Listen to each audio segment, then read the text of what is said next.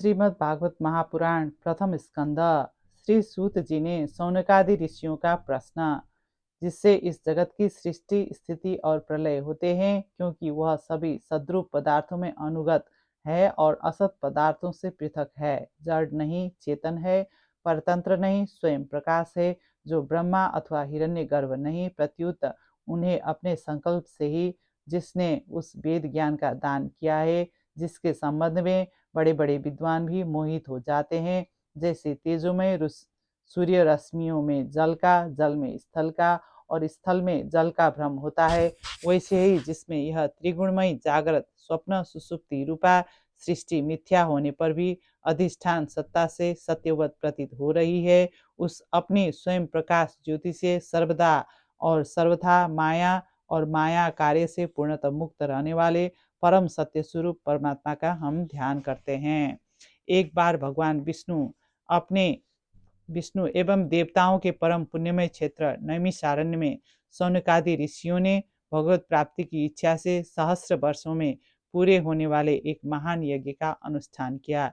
एक दिन उन लोगों ने प्रातःकाल अग्निहोत्र आदि नित्य कृत्यों से निवृत्त होकर सूत जी का पूजन किया और उन्हें ऊंचे आसन पर बैठाकर बड़े आदर से प्रश्न किया।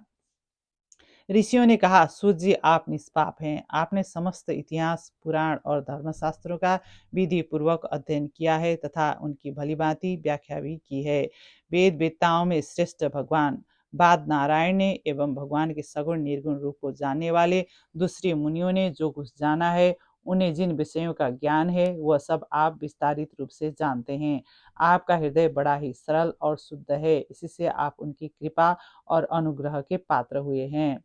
आप संत समाज के भूषण हैं। इस कलयुग में प्राय लोगों की आयु कम हो गई है। साधन करने में लोगों की रुचि और प्रवृत्ति भी नहीं है। लोग आलसी हो गए हैं। उनका भाग्य तो मंद है ही, समझ भी थोड़ी है। इसके साथ ही वे नाना प्रकार की विघ्न बाधाओं से घिरे हुए भी रहते हैं। बुद्धिमान सूर्य सर्वप्रथम प्रभु अपनी योग माया से स्वच्छंद लीला करते हैं। आप उन श्री हरि की मंगलमय अवतार कथाओं का वर्णन कीजिए। पुण्य कीर्ति भगवान की लीला सुनने से हमें कभी भी तृप्त नहीं हो सकती, क्योंकि रसज्ञ श्रोताओं को पद पद पर भगवान की लीलाओं में नए नए रस का अनुभव होता है। भगवान श्री कृष्ण अपने को छिपाए हुए थे। लोगों के सामने ऐसी चेष्टा करते थे मानो कोई मनुष्य हो, परंतु उन्होंने बलराम जी के साथ ऐसी लीलाएं भी की है, ऐसा पराक्रम भी प्रकट किया है जो मनुष्य नहीं कर सकते। भगवत कथा और भगवत भक्ति का महात्म्य। श्री व्यास जी कहते हैं, सौनकादि ब्रह्मवादी ऋषियों के ये प्रश्न सुनकर रोमहर्ष के पुत्र उग्रश्रवा को बड़ा ही आनंद हुआ। उन्होंने ऋषियों के इस मंगलमय प्रश्न का अभिनंदन करके कहना आरंभ किया। सूत जी ने कहा, जिस समय श्री सुखदेव जी का यज्ञोपवीत संस्कार भी नहीं हुआ था, तो सुतरान लौकिक वैदिक कर्मों के अनुष्ठान का अवसर भी नहीं आया था। उन्हें अकेले ही संन्यास लेने के उद्देश्य से जाते देखकर उनके पिता व्यास जी विरह से कातर होकर पुकारने लगे, बेटा बेटा। उस समय तन्मय होने के कारण श्री सुखदेव जी की ओर से वृक्षों ने उत्तर दिया, ऐसे सबके हृदय में विराजमान श्री सुखदेव मुनि को मैं नमस्कार करता हूँ। प्रकृति श्रद्धालु मुनिजन भगवत श्रवण से प्राप्त ज्ञान वैराग्य युक्त भक्ति से आप अपने हृदय में उस परम तत्व रूप परमात्मा का अनुभव करते हैं। प्रकृति के तीन गुण है, सत्व, रज और तम। इनको स्वीकार करके इस संसार की स्थिति, उत्पत्ति और प्रलय के लिए एक अद्वितीय परमात्मा ही विष्णु, ब्रह्मा और रुद्र, ये तीन नाम ग्रहण करते हैं। वैसे ही तमोगुण से रजोगुण श्रेष्ठ है और रजोगुण से भी सत्वगुण श्रेष्ठ है, क्योंकि वह भगवान का दर्शन कराने वाला है।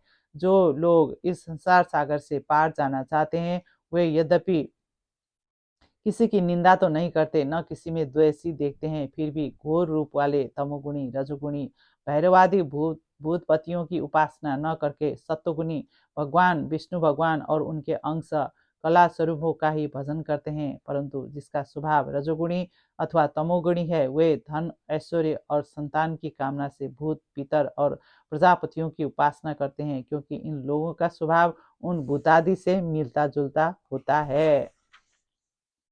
भगवान के अवतारों का वर्णन। श्री सूत जी कहते हैं, सृष्टि के आदि में भगवान ने लोगों के निर्वाण की इच्छा होते ही उन्होंने महत्त्व आदि से निष्पन्न पुरुष रूप ग्रहण किया। उसमें 10 इंद्रियां, एक मन और 5 भूत, ये 16 कलाएं थी। भगवान का यही पुरुष रूप, जिसे नारायण कहते हैं, अनेक अवतारों का अक्षय कोश है। इसी से सारे अवतार प्रकट होते हैं। इस रूप से छोटे अंश से देवता, पशु, पक्षी आदि मनुष्यादि योनियों की सृष्टि होती है। सौनकादि ऋषियों जैसे अगाध सरोवर से हजारों छोटे छोटे नाले निकलते हैं, वैसे ही सतोनिधि भगवान श्रीहरि के असंख्य अवतार हुआ करते हैं। जब लोग दैत्यों के अत्याचार से व्याकुल हो उठते हैं, तब युग युग में अनेक रूप धारण करके भगवान उनकी रक्षा करते हैं। इस स्थूल रूप से परे भगवान का एक सूक्ष्म अव्यक्त रूप है, जो न तो स्थूल की तरह आकारादि गुणों वाला है और न देखने सुनने में ही आ सकता है। वही सूक्ष्म शरीर है। आत्मा का आरोप या प्रवेश होने से यहाँ यही जीव कहलाता है और इसका बार बार जन्म होता है। उपयुक्त सूक्ष्म और स्थूल शरीर अविद्या से ही आत्मा में आरोपित है। जिस अवस्था में आत्मा स्वरूप के अज्ञान से यह आरोप दूर हो जाता है, उसी समय ब्रह्मा का साक्षात्कार होता है।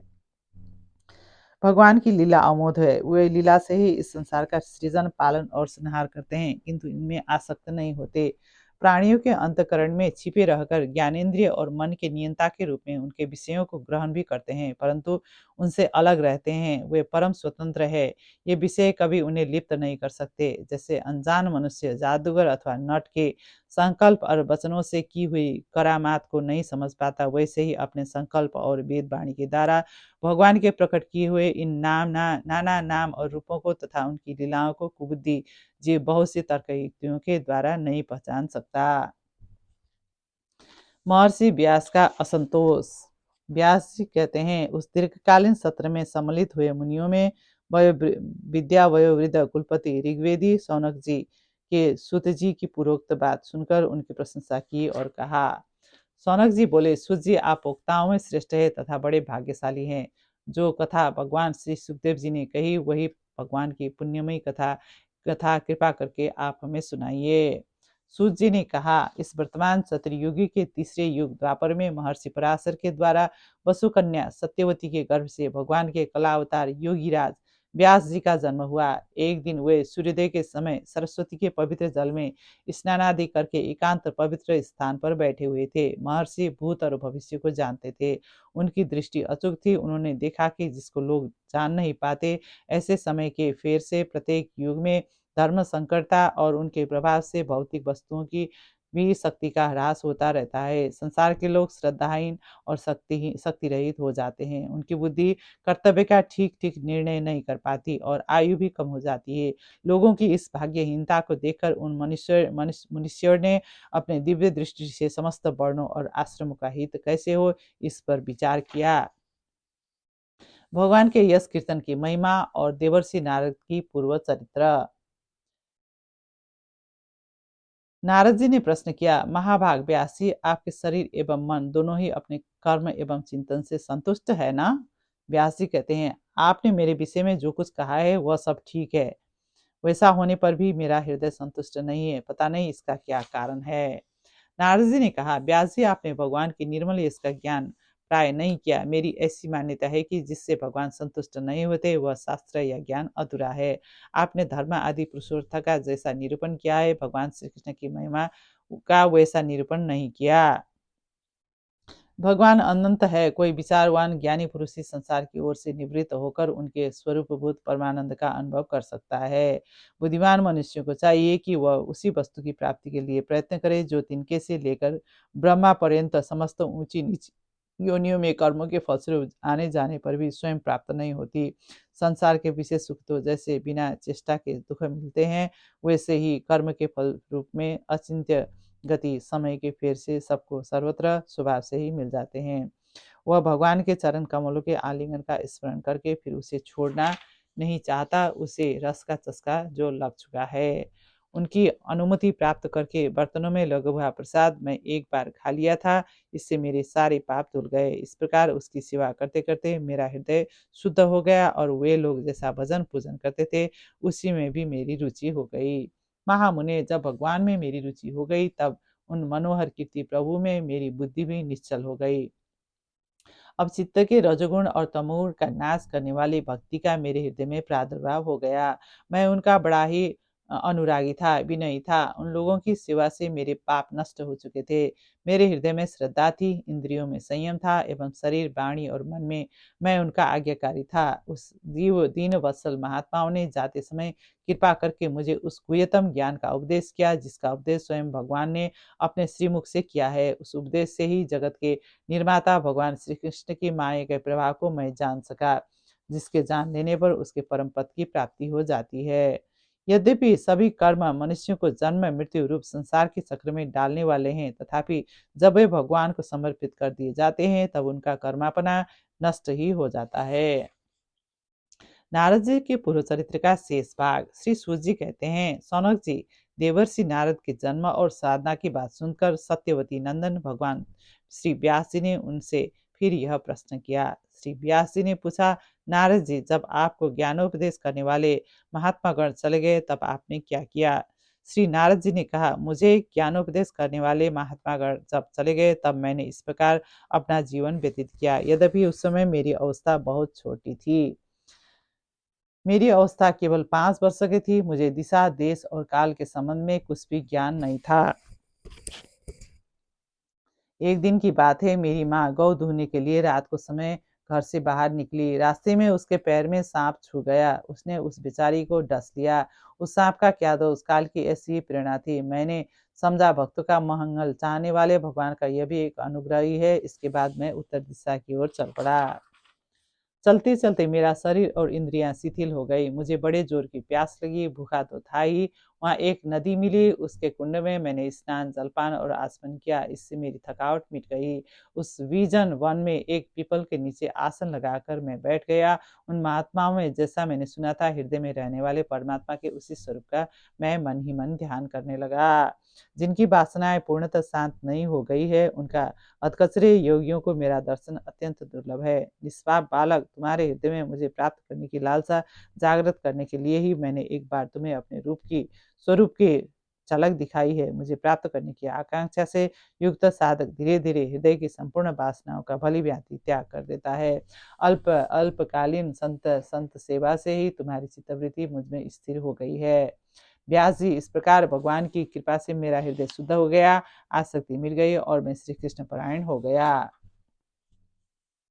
अश्वत्थामा द्वारा द्रौपदी के पुत्रों का मारा जाना और अर्जुन के द्वारा अश्वत्थामा का मान मर्दन। श्री सौनक जी ने पूछा, सूत जी, सर्वज्ञ एवं सर्वशक्तिमान व्यास भगवान ने नारद जी का अभिप्राय सुन लिया। फिर उनके चले जाने पर उन्होंने क्या किया? श्री सूत जी ने कहा, ब्रह्म नदी सरस्वती के पश्चिम तट पर साम्य प्रास नाम का एक आश्रम है। वहाँ ऋषियों के यज्ञ चलते ही रहते हैं। श्री सूत जी ने कहा, जो लोग ज्ञानी है, जिनकी अविद्या का गांठ खुल गई है और जो सदा आत्मा में ही रमण करने वाले हैं, वे ही भगवान की हेतु रहित भक्ति किया करते हैं, क्योंकि भगवान के गुण ही ऐसे मधुर हैं जो सबको अपनी ओर खींच लेते हैं।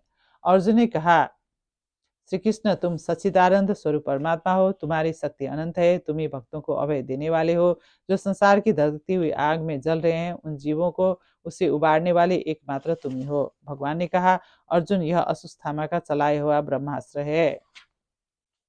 सूत जी कहते हैं, अर्जुन विपक्षी वीरों को मारने में बड़े प्रवीण थे।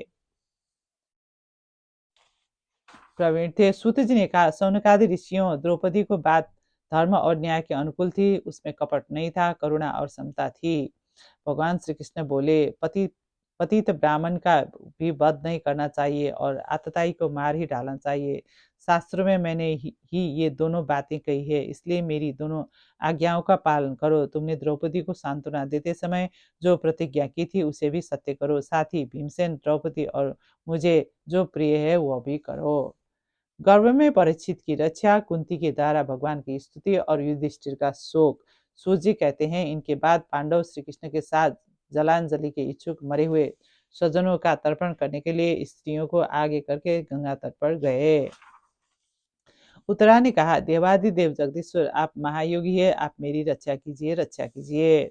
कुंती ने कहा, आप समस्त जीवों के बाहर और भीतर एक रस स्थित है, फिर भी इंद्रियों और वृत्तियों से देखे नहीं जाते, क्योंकि आप प्रकृति से परे आदि पुरुष परमेश्वर है। मैं आपको नमस्कार करती हूँ। आप शुद्ध हृदय वाले विचारशील जीवनमुक्त परमहंसों के हृदय में अपने प्रेममयी भक्ति का सृजन करने के लिए अवतीर्ण हुए हैं। माया का प्रपंच आपका स्पर्श भी नहीं कर सकता। भगवान, जब आप मनुष्यों की सी लीला करते हैं, तब आप क्या करना चाहते हैं यह कोई नहीं जानता। न आप जन्म लेते हैं और न कर्म ही करते हैं, फिर भी पशु पक्षी मनुष्य ऋषि जलचर आदि में आप जन्म लेते हैं और उन योनियों के अनुरूप दिव्य कर्म भी करते हैं। यह आपकी लीला ही तो है। जब बचपन में आपने दूध की मटकी फोड़कर यशोदा मैया को खिला दिया था और उन्होंने अपने आपको बांधने के लिए हाथ में रस्सी ली थी, तब आपको आंखों में आंसू छलक आए थे। श्री कृष्ण, जैसे गंगा की अखंड धारा समुद्र में गिरती रहती है, वैसे ही मेरी बुद्धि किसी दूसरी ओर न जाकर आपसे ही निरंतर प्रेम करती रहे। श्री कृष्ण, अर्जुन के प्यारे सखा, यदुवंश शिरोमणि, आप पृथ्वी के भारूप राजवेशधारी दैत्यों को जलाने के लिए अग्नि स्वरूप है। आपकी शक्ति अनंत है। गोविंद, आपका यह अवतार है गौ ब्राह्मण और देवताओं का दुख मिटाने के लिए ही है। योगेश्वर, चराचर के गुरु भगवान, मैं आपको नमस्कार करती हूँ। सूत जी कहते हैं, इस प्रकार कुंती ने बड़े मधुर शब्दों में भगवान की अधिकांश लीलाओं का वर्णन किया। युधिष्ठिर का भीष्म जी के पास जाना और भगवान श्री कृष्ण की स्तुति करते हुए भीष्म जी का प्राण त्याग करना। सूत जी कहते हैं, इस प्रकार राजा युधिष्ठिर प्रजाद्रोह से भयभीत हो गए। फिर सब धर्मों के ज्ञान प्राप्त करने की इच्छा से उन्होंने कुरुक्षेत्र की यात्रा की, जहाँ भीष्म पितामह सरसैया पर पड़े हुए थे।